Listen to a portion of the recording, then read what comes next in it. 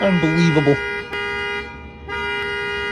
If you don't get that shit out right fucking now, I swear to God, I'm gonna...